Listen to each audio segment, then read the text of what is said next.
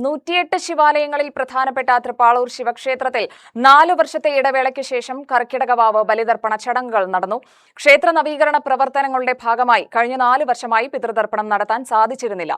നവീകരണ പ്രവർത്തനങ്ങൾ ഏകദേശം പൂർത്തിയായി വരുന്നതിനിടെയാണ് ഇത്തവണ വീണ്ടും ക്ഷേത്രം ബലിതർപ്പണ ചടങ്ങുകൾക്ക് വേദിയായത്. ഗായത്രിപ്പുഴയുടെ തീരത്താണ് കർക്കിടകവാവ് ബലിതർപ്പണ ചടങ്ങുകൾ നടന്നത്.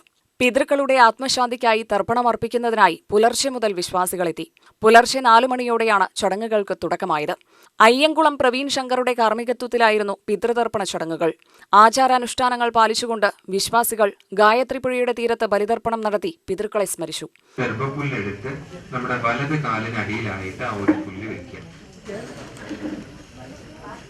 ആ പച്ച നിറത്തിലുള്ള പുല്ല് കറുകപ്പുല്ലാണ്. വേറൊരു പുല്ല് അതിന്റെ കൂട്ടത്തിലുണ്ടാവും, അതാണ് ഗർഭപ്പുല്ല്. ആ ഗർഭപ്പുല്ലെടുത്ത് വലത് കാലിനടിയിലേക്ക് വെക്കുക.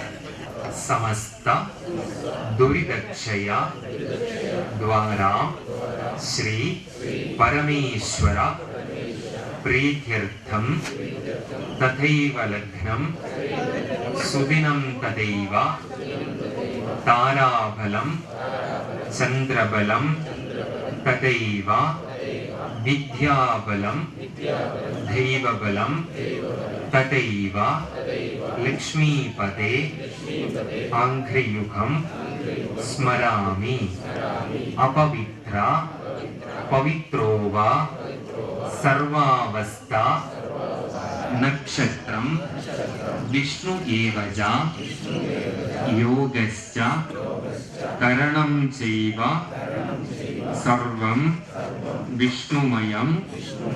അതിൽ ഒരു വെളുത്ത പുഷ്പം ഉണ്ടാവും, ചെറുള്ള, അതൊരൽപ്പം എടുത്ത് അതിന് മീതെ വെക്കുക. കൈ കൂപ്പി പിടിക്കുക.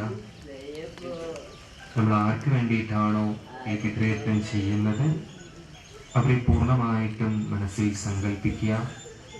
ആ വെച്ചിരിക്കുന്ന ആ ഒരു പിണ്ഡത്തിലൊന്ന് കൈവയ്ക്കുക.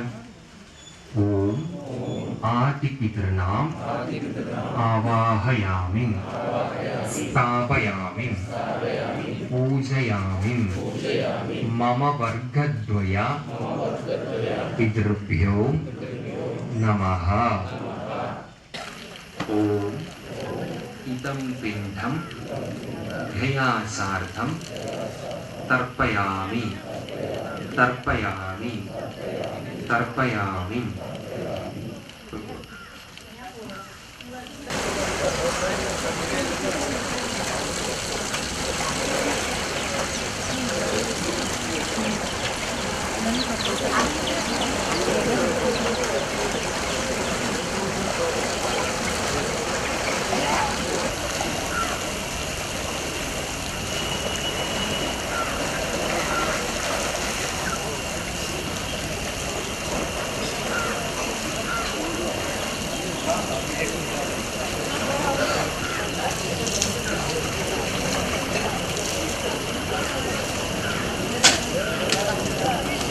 ബലിതർപ്പണത്തിനാവശ്യമായ ദ്രവ്യങ്ങൾ ക്ഷേത്രത്തിൽ നിന്ന് തന്നെ ഭക്തർക്ക് ലഭ്യമാക്കിയിരുന്നു.